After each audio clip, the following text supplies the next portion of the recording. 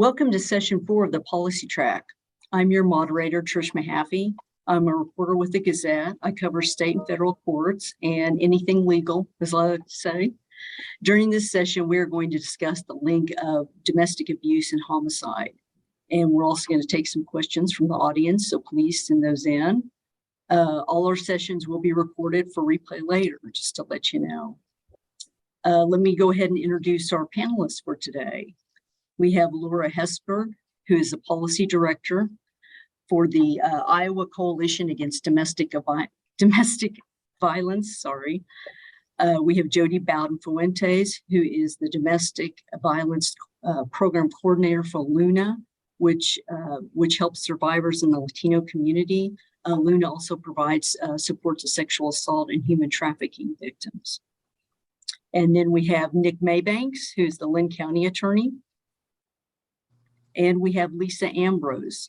She is the CEO and Executive Director of Amani Community Services in Waterloo, Cedar Rapids, and Davenport, which provides victim support to the Black and African communities.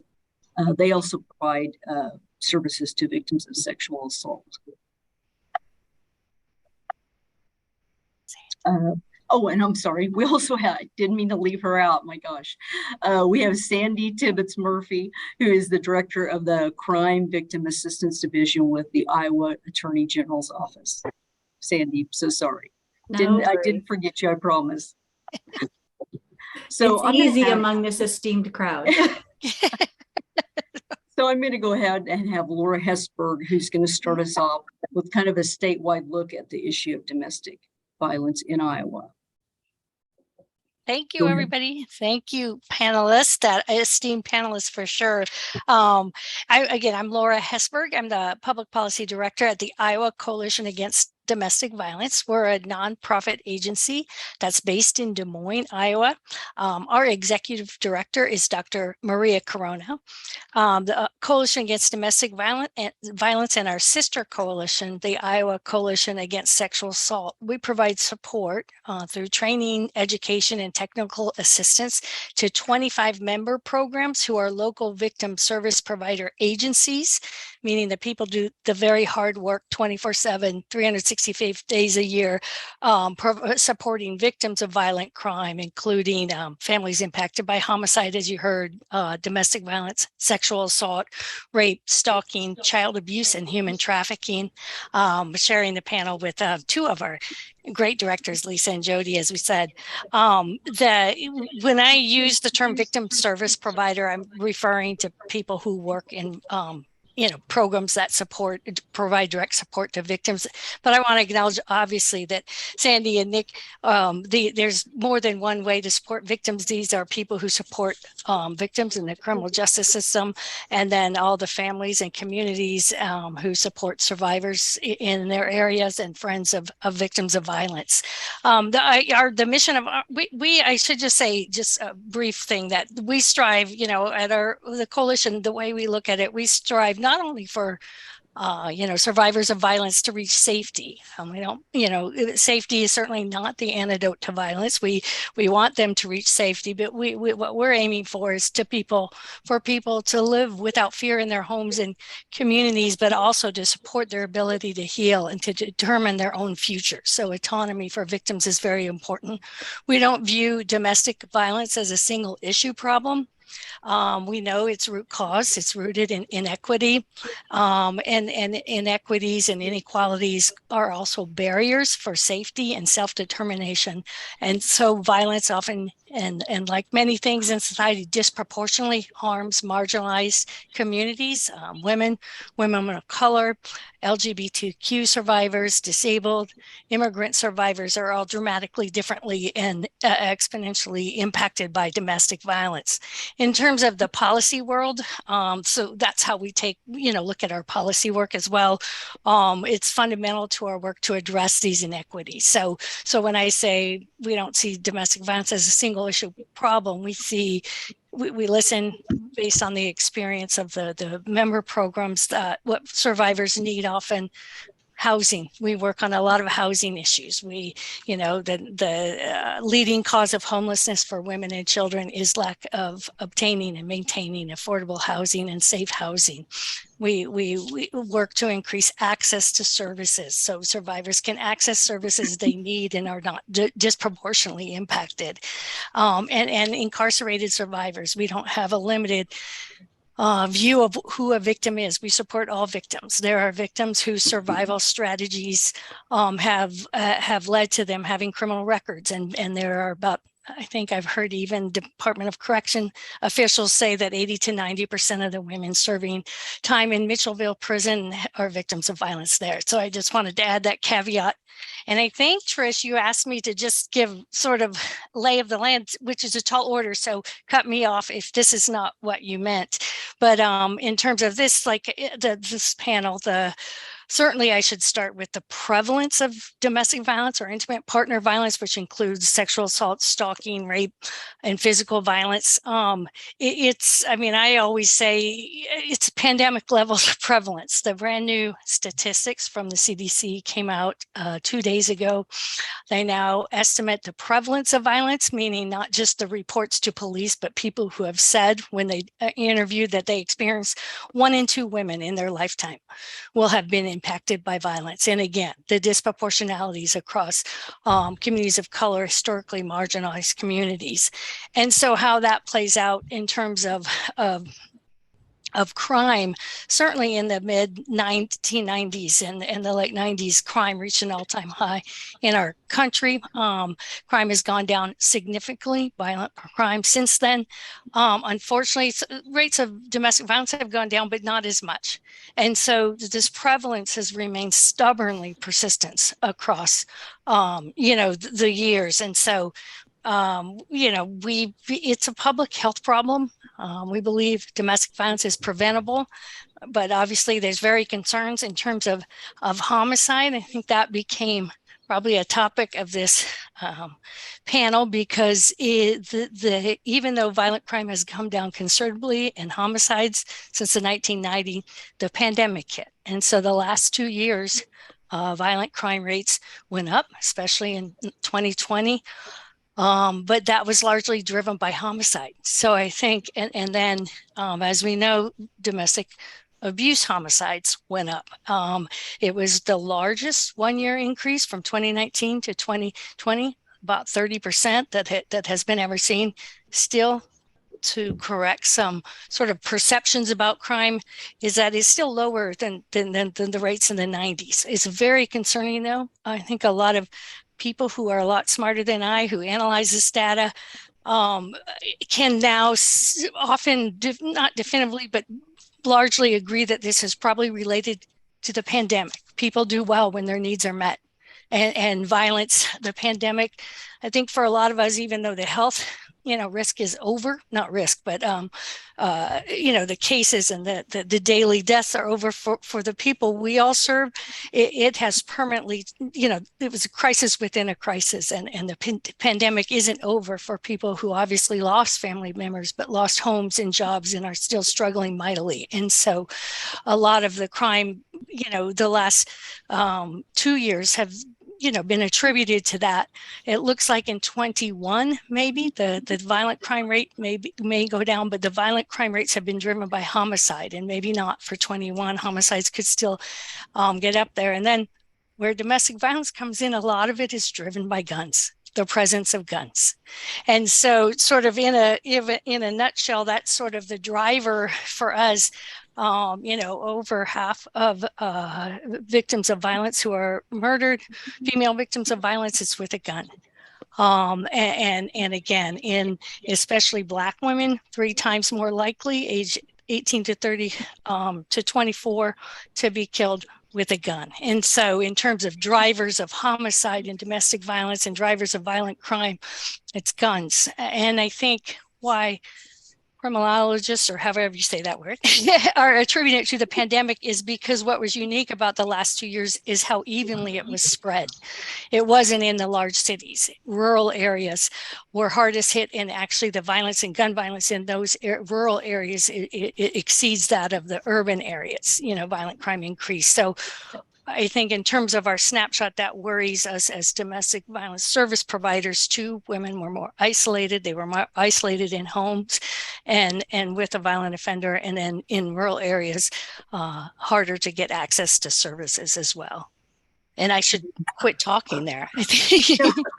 No, you're fine. I was saying, and then I was going to say, I was going to turn over to Sandi because I know that she just attended, I believe, I think it was a conference on this, or had just, we were talking about it a little bit yesterday. And so I was going to see if you would add to that. Yes, absolutely. And like Laura, I agree that you cannot talk about domestic violence and homicide without also discussing firearms. We at Crime Victim Assistance just hosted our Victim Justice Symposium and had a couple of sessions where we talked about the dramatic increase in risk that even the presence of firearms in a home creates. And then when you add domestic violence into the mix, how much that is even worse. Laura mentioned a couple of the statistics nationally, but I would tell you that even here in Iowa, our statistics stay true to that national data. Twice a year, my division puts together what we call the Domestic Violence Fatality Chronicle, where we try through public resources, media, information from our funded programs like Luna and Amani to identify domestic violence homicides across our state and publish that information so that these names and these families that are affected are not forgotten. And our data has continually showed that of the women killed by their intimate partners in Iowa, 55% of them were murdered by a firearm. And again, that is consistent with what the national data also shows us. During our sessions earlier this week, the presenter provided really some very eye-opening information about this connection and this nexus between firearms and risk of homicide. Obviously firearms are very good at what they're designed to do. So whenever you have a firearm in the mix, it is just by definition more likely to be lethal. But just some of the data that we as participants were astounded by, an abuser's access to a firearm increases the risk of homicide by 1,000%. I mean, that's just a dramatic number. But I would also like to point out that it's even when it's not involving a homicide, firearms present a unique danger. We hear of stories all the time of women in violent or coercively controlling relationships where they aren't shot, but the gun is used as a threat. The gun is used to intimidate them.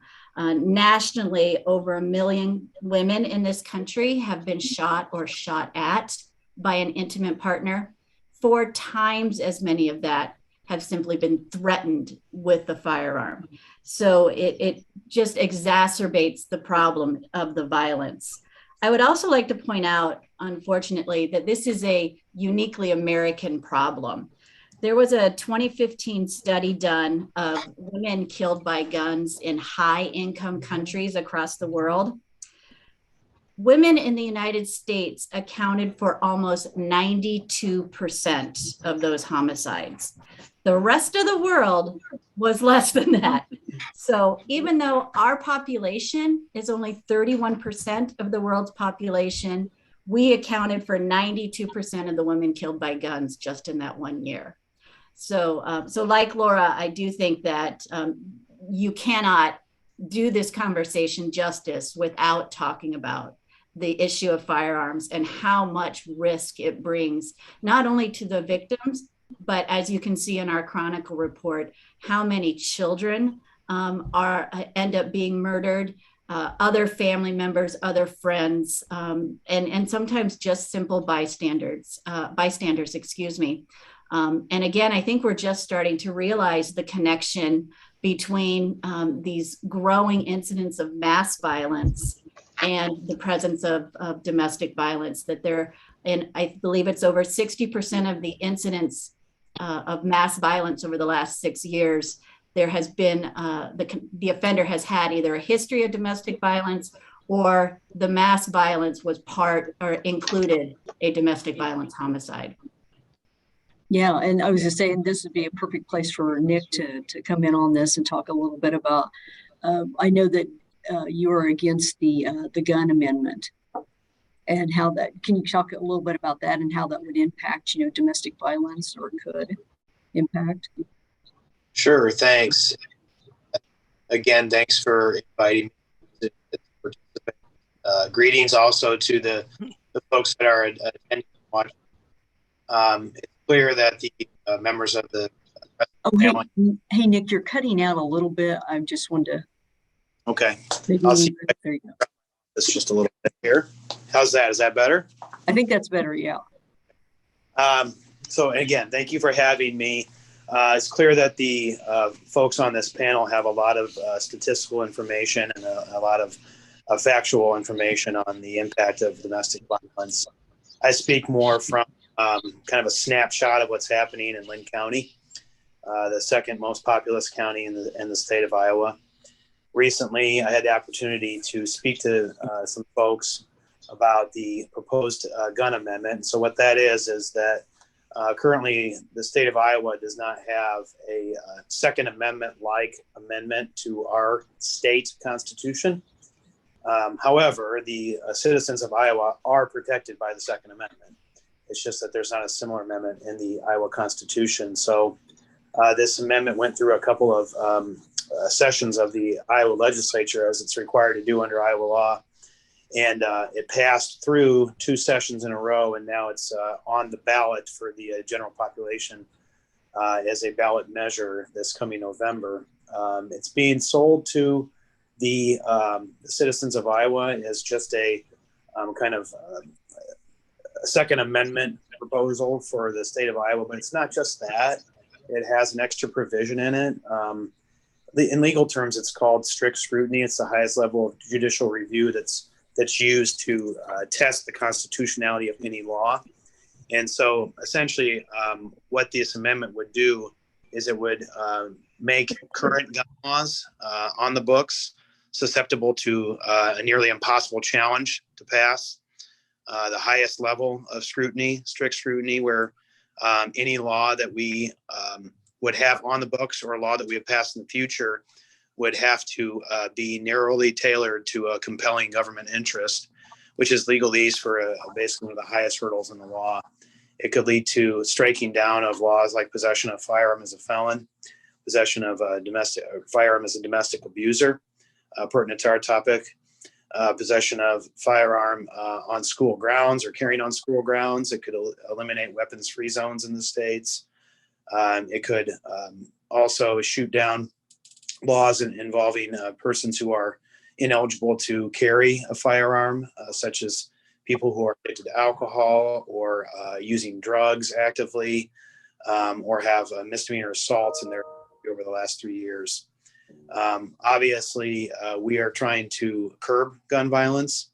A lot of the critics will say a law is not going to stop somebody from doing something. I beg to differ, because we've been stopping people for, at least I have been for 22 years in the office. That laws do work, and that's nonsensical to say that. But what this really does is it's not about, an argument that, hey, we don't need these laws. What we're doing in Iowa is making it easier for people to get firearms. We eliminated learning educational requirements, permit requirements. And just as an example, in Lynn County, since 2019, we've seen a 300% increase in felony gun crimes. We've also seen a steady increase in domestic abuse crimes. But as gun crimes, felony level gun crimes increase in our county, the offenses are becoming more violent. They're becoming more significant in terms of injury inflicted, and we're also seeing more prevalence with firearms. This amendment would essentially lead to the striking down of the only tools that prosecutors and law enforcement have to try to combat gun violence, and specifically gun violence within a domestic situation. Okay. And then I was to say, just in Lynn County, in the last 6 months, there have been 7 attempted murders, and 3 of them are domestic violence related. I mean, I Right. thought that was pretty stunning. Yeah, 3 of them have involved an attempted murder of a intimate partner. Another one involved a secondary victim where the attacker was trying to find their significant other inside a house, and there was another person with her, and that person was a victim of attempted murder. So that's something sometimes the statistics tend to miss, is the secondary victims of domestic violence. So yeah, but attempted murders are hard to prove. And Hey, Nick, you were cutting out again. I'm sorry. unfortunately, we've seen that happen at a significant rate. Okay. And then Jodi, do you want to talk a little bit about what you're seeing in the Latino community? And we were also talking about secondary victims the other day. We have really seen an increase in the number of clients that come in and describe their attackers, their abusers, as having either a firearm, a rifle, a gun, a machete. The use of weapons has increased dramatically.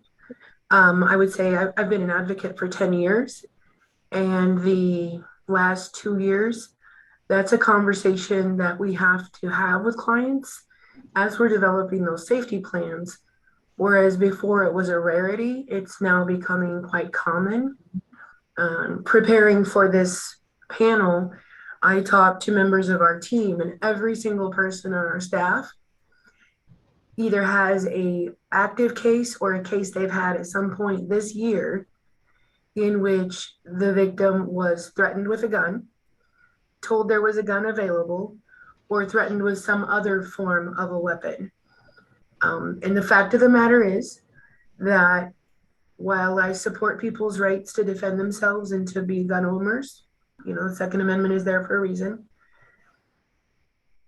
there is a real shortfall in the common sense application of laws in this state. It is definitely a detriment to the safety of members of our community. And when I say members of our community, I'm speaking specifically vulnerable members of our community, specifically our children. This is something that as a team, as an agency, over the last 3 years, we've developed an active shooter response, an armed offender plan. We have internal safety plans for things that we never would have really thought would happen. But now the potential of those things happening is no longer a statistical improbability, but rather a statistical probability. At some point, it is likely we will have an offender have an interaction with either their victim or a member of our team, and we have to be prepared for that. The boyfriend loophole has become a problem more this year than it has in past. Our victims don't have the same level of protection if they don't have a child with that abuser, or if that abuser doesn't cohabitate in the home with them. And as we're building laws and trying to address shortfalls, I agree with Nick that the amendment that's being proposed opens a lot of doors for a lot more victims and a lot more harm to be done, and a lot more funerals for agency staff and advocates to attend.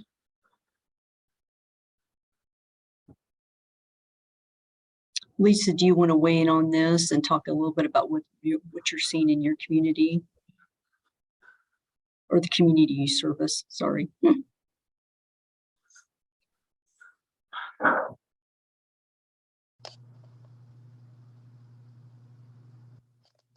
Lisa, are you still with us?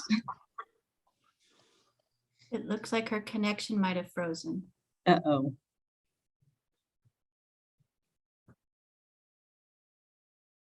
I was going to say, well, I'll go back to Nick. I was just going to ask you if you could kind of explain that to some people that might not understand the boyfriend loophole, what that involves, what's that about.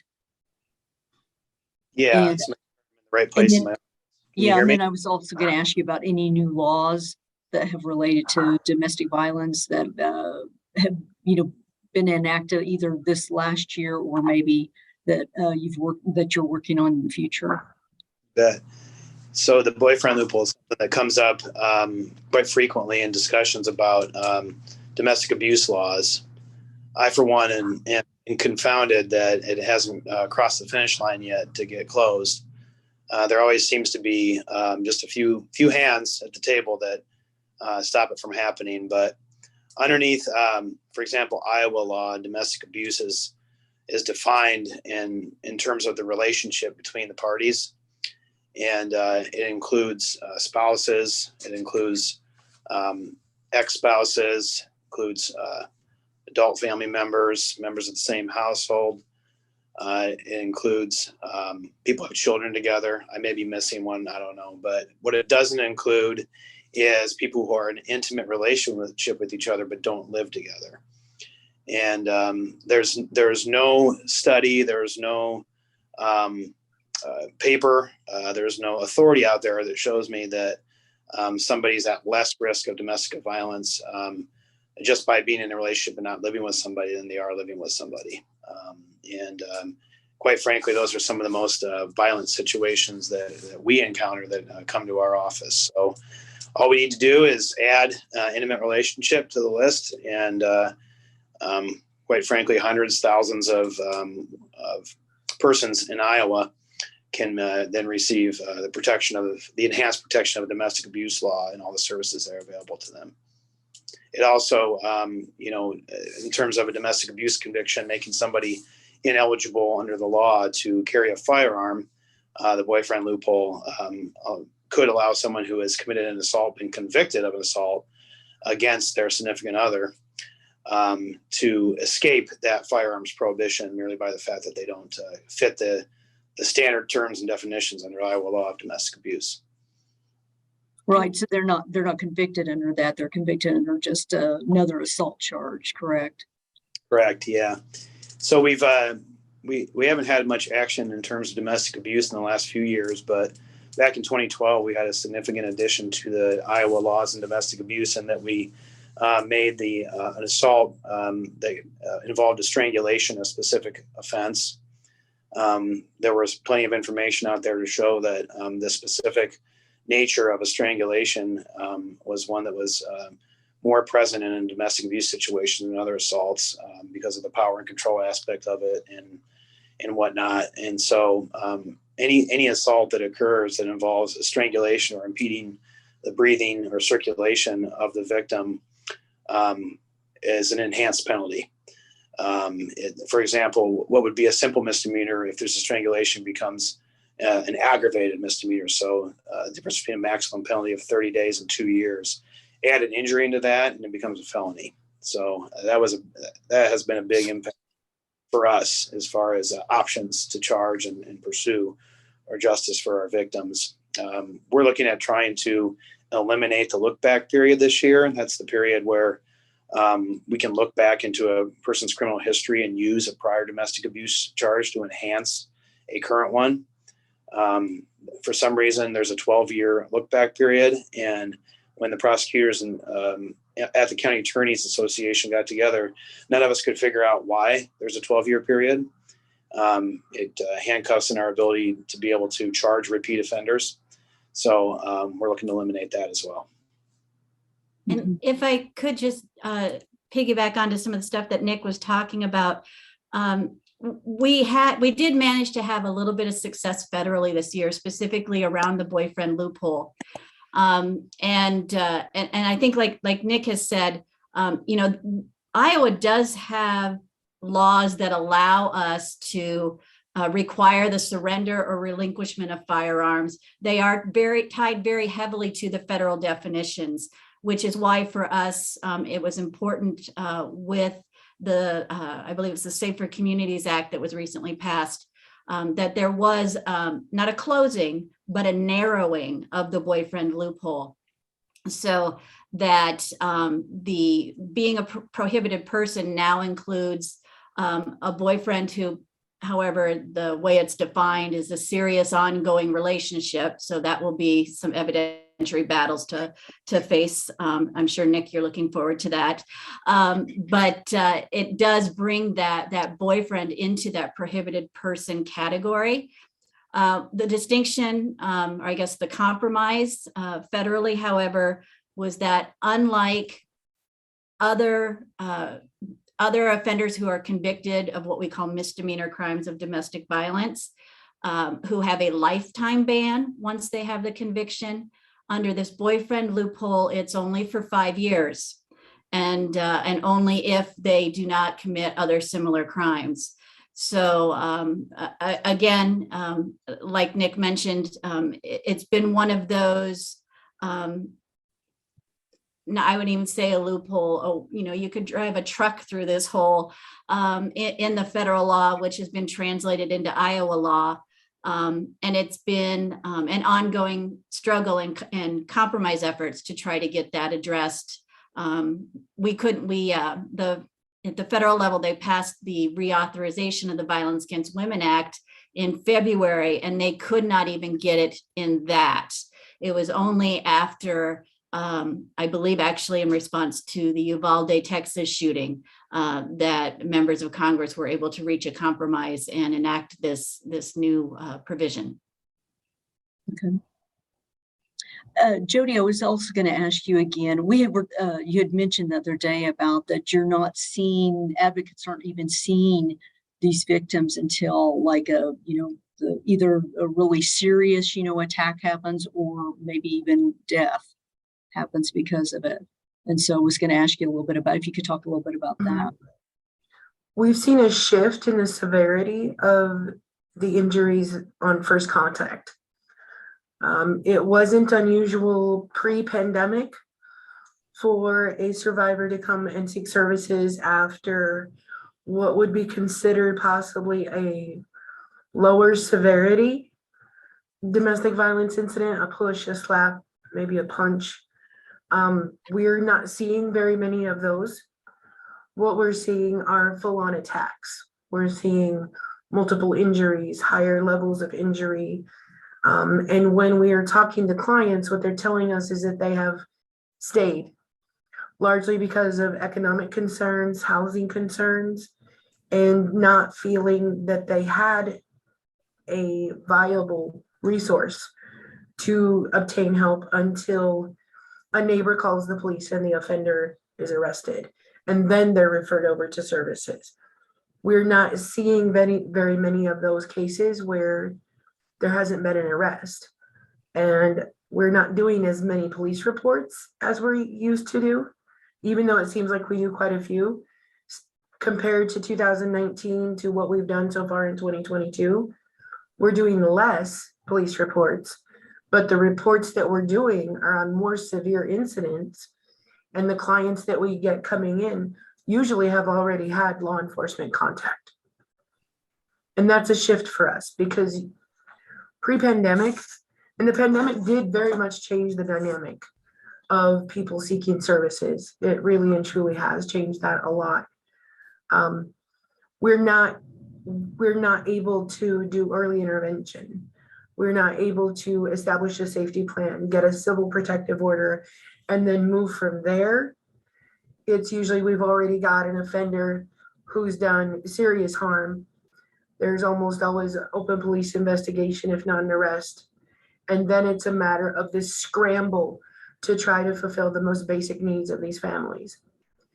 And as we've talked to clients, a lot of our clients reference the time that their children were home from school as being some of the worst times, probably because there are adjustments in the stress levels of these families.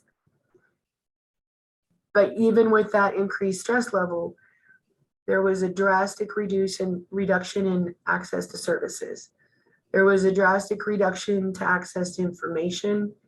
And honestly, I think our agency, as well as all of our sister agencies, we were closed and working from home for at least a substantial 6 to 9 to 10 months for some of the agencies that we partner with. And it has built into what we see as being a very scary trend of very severe incidents that are leaving. It's not uncommon at all for my clients to come in with scars, to come in with casts, to come in with serious injuries that are going to need time to recover from. And it brings us back full circle to that economic issue, that lack of affordable housing, that lack of resources, that lack of options that keeps people very much stuck. We've targeted our focus for Domestic Violence Awareness Month on the non-physical aspects of domestic violence in a hope that we could intercede and intervene and provide some information and resources to people before there are all these terrible injuries and entire lives in chaos and picking up pieces, where if we get that chance to safety plan pre-exit, if we have an opportunity to work with the survivor and build that plan, that survivor is more likely to exit safely and more likely to maintain safety once they're out. The situations that we've worked under, the funding cuts that most of our victim services agencies have dealt with over the last few years have really impeded our ability to connect prior to those serious incidents. Okay. And I think we lost Lisa. I didn't see her back on. Trish, she came back on, but she's muted, so needs help unmuting. Oh, okay. I think we can have Cindy help us with that. We might not get video back. Lucky her. Hey, Lisa, are you back with us? Yes, I Okay. can hear you guys. I don't know what was going on, but yeah. That's okay. Well, I was going to say, do you want to talk a little bit about what you're kind of seeing in the Black and African communities? Yes, like I was saying earlier, in our community, we've always seen issues surrounding guns being in our community. African American women, you know, they do experience domestic violence more than any other race, really, like maybe 3 times more than any race. And so I've always seen the issues surrounding guns in our Black community. I do know, I think it was in, I want to say maybe 2020, the homicide rate went up for Black women, like 33%. In the Midwest, period. Those numbers went up. And so we have seen a definitely increase of deaths in the Black community due to guns. And I can, you know, just piggyback on what Jodi was saying. There's a lot of issues surrounding that because of a lot of the people in our community do have guns. And I think there was also, when some of these laws were in the mix, a lot of people went and got a lot of guns. And so, which maybe contributed to some of the issues that we were already having before all this. And then with the COVID, that just made it even worse because our clients didn't really reach out to us a lot just because they were with their victims. We live in a very small community, and so it's already taboo for people to even come to us to begin with, because there's always the notion of you know, that person went to Amani for assistance or help, and then within the Black community, women feel like they have betrayed their Black men if they go, you know, to services, or if they contact the police department. They really feel like they have went against, you know, the men, because a lot of these women, you know, they want to stay in these relationships. They just don't like the abuse that they're going through. And that's why we need more funding so we can continue to do this work, to educate our community and our young Black and brown men as well, that are coming up here, living in Iowa with all the other issues we have. I think someone said before, our clients don't just come to us because of domestic violence. They already come to us for other racial discrimination and different other issues that are going on in the community. So they already have all that against them. And then you throw in COVID, and then you throw in the issues around guns and different things like that. It's just almost like a hopeless feeling in the community right now. But I don't know, I've been doing this work now for 8 years, and I've lived in Waterloo all my life. And so I've seen some different trends, but until I started really doing this work is when I really started seeing the collaboration between domestic violence and guns.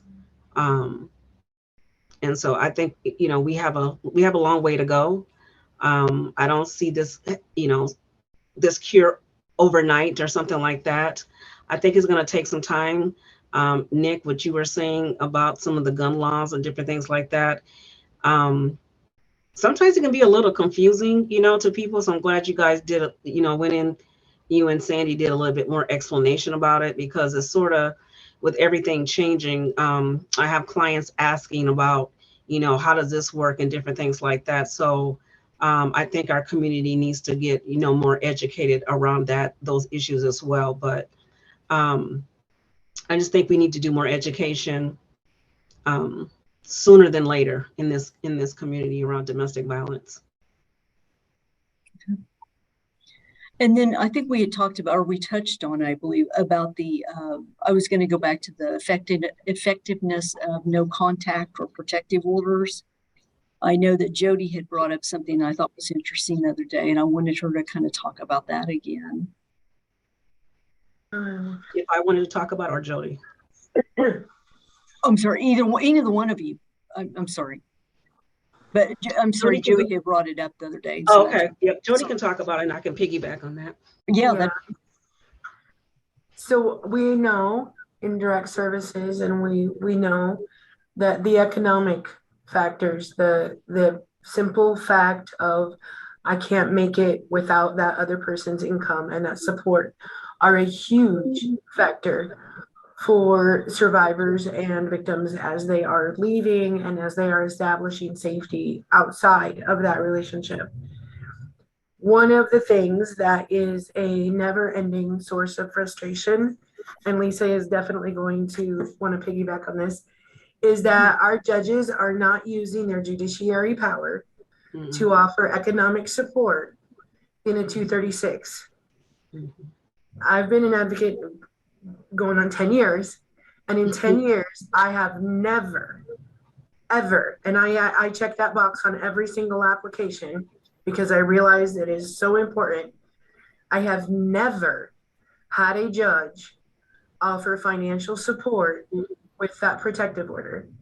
And that financial support is the single biggest factor in keeping families safe. That is something that our judiciary needs to be empowered and educated around, and to apply it effectively and in a timely manner. When we address that in the 236 permanency hearing, we are consistently referred to divorce court, to child support recovery. And just for the record, I early on in my career worked with a family, and we tried to get financial support in the protective order, was denied, opened a child support recovery case. She began receiving child support 34 months after she left the home. For 34 months, she was solely responsible for 3 children. And the judiciary has the power to do that and choose not to. And this comes down to, and I apologize if I'm running on, this comes down to domestic violence is not a family issue. It is a societal crisis.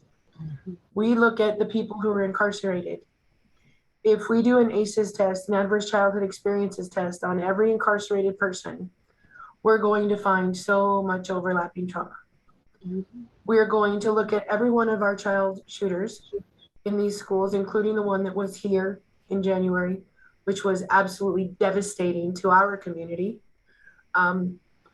Domestic violence played into the lives of, I believe, almost every single person involved in that crime. both in offenders and in victims. We need to, as a community, take a hard look at how we are prioritizing the safety of the family next door. We need to train and coordinate with our community response systems and our neighborhoods, our neighbors, our families to be prepared to intervene and intervene safely, to reduce the barrier of reaching out to law enforcement or reaching out to services, because those taboos are very strong also within our community. But that shortfall is literally the whole promise of the 236 of the protection order, is that we're going to help you stay safe, but we're not going to give you any money to help you to stay safe. So you're welcome to leave and we'll give you the order, but you have to figure it out on your own. That is a very, very ineffective way of the judiciary to use the power, or fail to use the power that they have at their disposal. And I will go back. I fully and completely support people's rights to own guns, but we can do that in a safe, logical, and common sense manner. And someone who is violent in their home, someone who is violent to their children, has no business with a firearm. Lisa, would you like to add to Jodi, that? I think you raise a good point about the effectiveness of the tools that we currently have, because I think your argument about the judicial authority to award economic support and failing to do so also applies to the firearm provisions.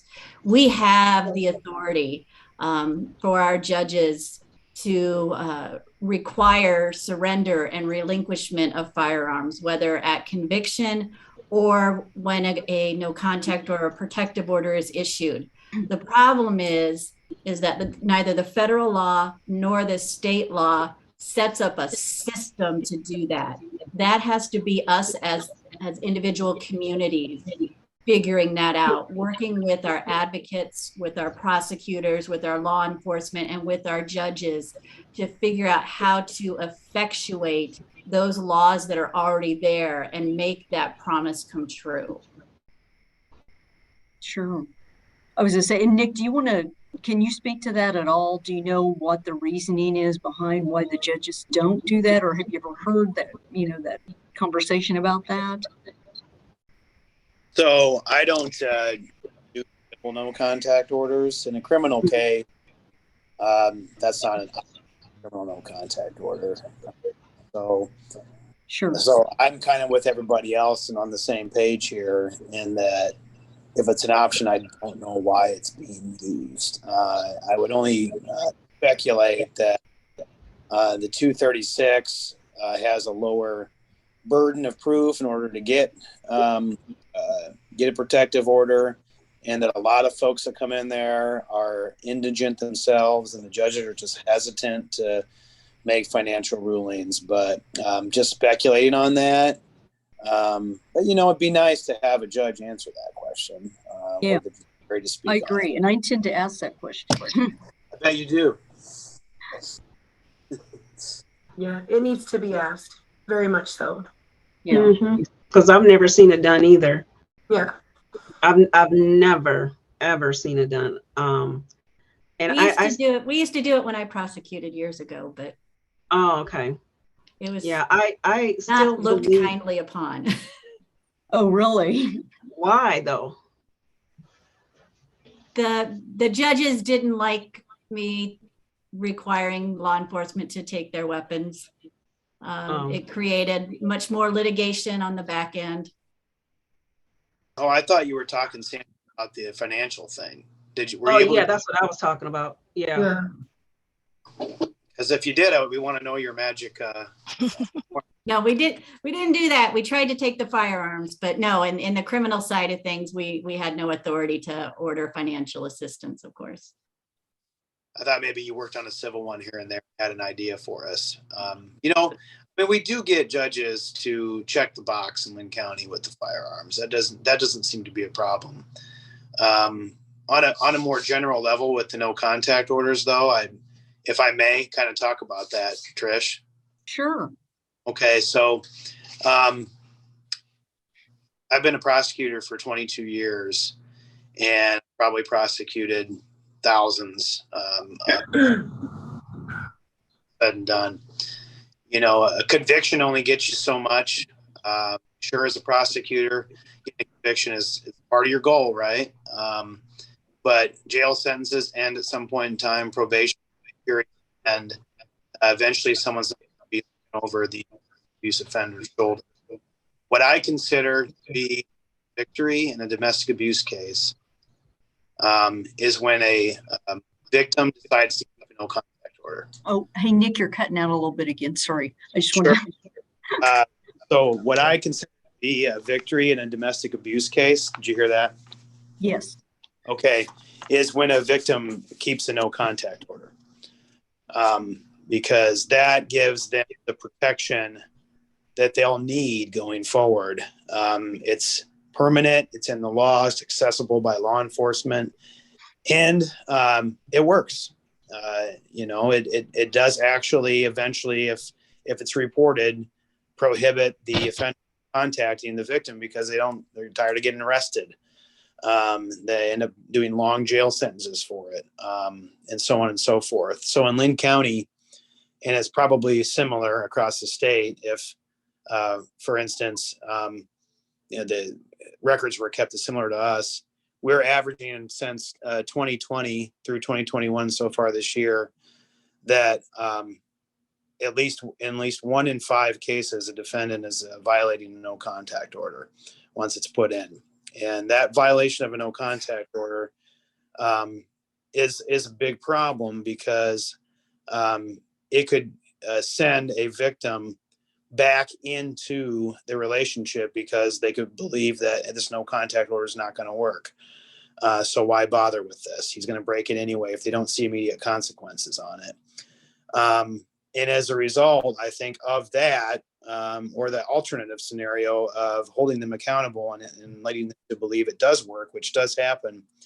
We on average in 2020, we have seen no contact orders dropped at the end of a case altogether, 76% of the time.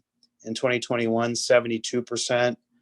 And in 2022 so far, 66%. I hope that's a good sign that it's going down, but I don't know that I can count on that. But I mean, I really think that from my experience as a prosecutor, when I see domestic abuse being stopped, when I don't see a victim come back, when I don't see a defendant come back, it's because no contact order is left in place. So if there's anything that I'd leave from my experience, 22 years, with anybody who cares to listen, is that that no contact order is the best chance they have to break free from a relationship of violence. Okay. Lisa, did you want to add anything else, or I'm sorry, because I know that you got kind of shortened on time since you were gone for a minute there.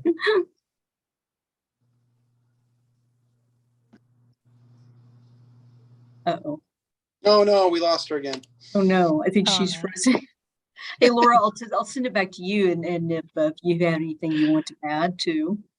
I think too, like, and I think we have to also challenge our assumptions on this too. I think all of the tools we've talked about, we need those tools, and we need to make them work. You know, we work better if they're not working. But I also think it's important. I think we said this in a prep call. You know, we can't arrest our way out of this problem. We can't, you know, protect order our way out of this problem either. And I'm not saying that as an attack on law enforcement or the legal system. It's just an acknowledgement that we all know in this field that most victims can't or won't access the legal system.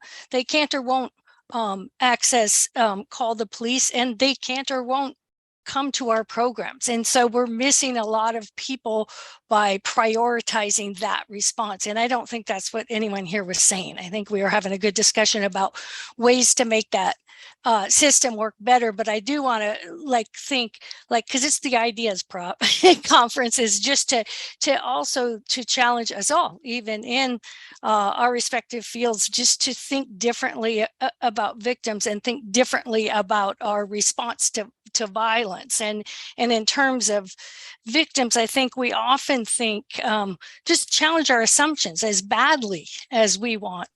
Sometimes, especially if it's someone we know, a loved one, or someone our programs are serving, or someone, that the legal system is helping, as much as we may want them to leave. I think victims are making really rational decisions, and this stereotype about victims not knowing what's good for them, it's simply not true. These are women and men who are operating under very horrendous situations, and sometimes there's a lot of reasons they don't leave relationships, and sometimes it's immigration status, or like we've talked, economic security is a huge one, or it's we all know that, speaking of gun violence, that leaving is the most dangerous time, but sometimes the physical violence they're enduring is the least of their worries, and they are very mindful of that. And so just to respect that, it's all well intended, but sometimes what we think victims need is not what they say they need. We need to increase the menu of options we offer them, instead of just call the police, get a divorce, go to a shelter, and so I'm challenged our folks, too. We're not reaching a lot of people that need services. And so we just need to, as individuals, if is to think better, the best way to about what is it that we can do that would meet the needs of more people. And I think we've even addressed that. When you look at what victims say they need, a lot of times it's people do well when their needs are met. And I'm not saying, poverty or causes domestic violence, but certainly in a home, it certainly creates some tension that maybe if some of those needs were met, there wouldn't be as much risk factor for that. Maybe kids could stay in school. There's housing is, poverty is often thought to cause homelessness, but really it's homelessness that causes housing, poverty. So I just think that these are good solutions, but they don't work for everybody. And so sometimes, and that's all I meant, was sometimes she may have a good reason for not keeping that protective order, and it could be in that calculation it's the safest thing it does, but I'm not doubting that it doesn't help a lot of people to do that. And so to just keep that in mind, that we do need alternative responses that meet the needs of people who aren't coming to us, aren't calling the police, but are out there struggling for a variety of reasons. And that instead of, we really I have to still, instead of asking, why don't they leave? We just say, let's address the violence. There's people have a lot of good reasons for staying, and we might not understand them all, but we need to trust that they are there, and that women are not helpless. The perception of victims is, but sometimes they choose to opt out of the legal system or coming to our programs because that is the best way they can keep safe. Okay. And I forgot to ask this question earlier. I was going to ask because I know during the pandemic that some of the advocates said that people weren't reporting because they weren't able to, because they were maybe stuck home with that abuser. Do you feel like that's still like that, or do you feel like that's gotten better, that you're seeing more reporting, or not? I know, and Jodi was saying, obviously some of the people weren't reporting until they were it was a major attack. But I just wondered, in general, do you feel like the reporting from the victims is better? Or is that something? You mean do you think, well, certainly I think Jodi and Lisa can say, and I think Nick already indicated that people seem to be, there have been more reports of people calling the police. Certainly demand for services is surging in our programs. There is never a shortage. And so that's that's good. And I think it's a, for better and worse, sometimes increased victims served is a bad problem because we wish we could close and violence was gone. But sometimes, like you said, I think, Trish, what you're asking is sometimes that means people are seeking help, and that's what we want.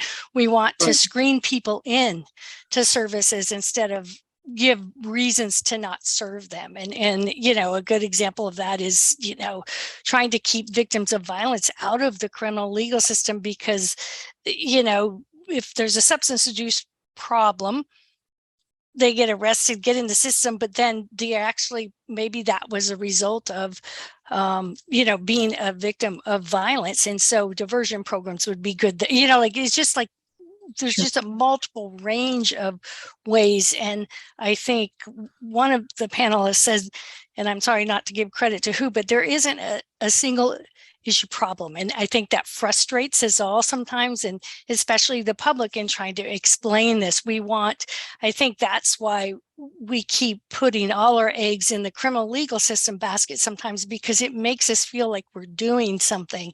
And I think, recognizing that the rates haven't gone down. It hasn't, when we have a public health epidemic that is impacting 1 in 2 women in their lifetime, we need to expand our options for safety beyond that. And again, I want to emphasize that's not criticizing the police response or the legal system response or the hard work of our providers. It's just saying, hey, we need to do better, and we're failing people. And yet there's hope in that too, that, like you said, if more people are coming in, more people are accessing services, that's good, but we don't know who's not coming.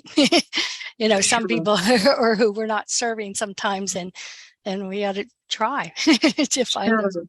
Well, folks, I hate to do this. We are out of time. And so I'm going to have to, but thank you all for participating in this today. I really appreciate all your times. Thank you very much. Jodi, thank you. Laura, Sandi, Lisa, Nick, thank you so much for doing this. We really appreciate it.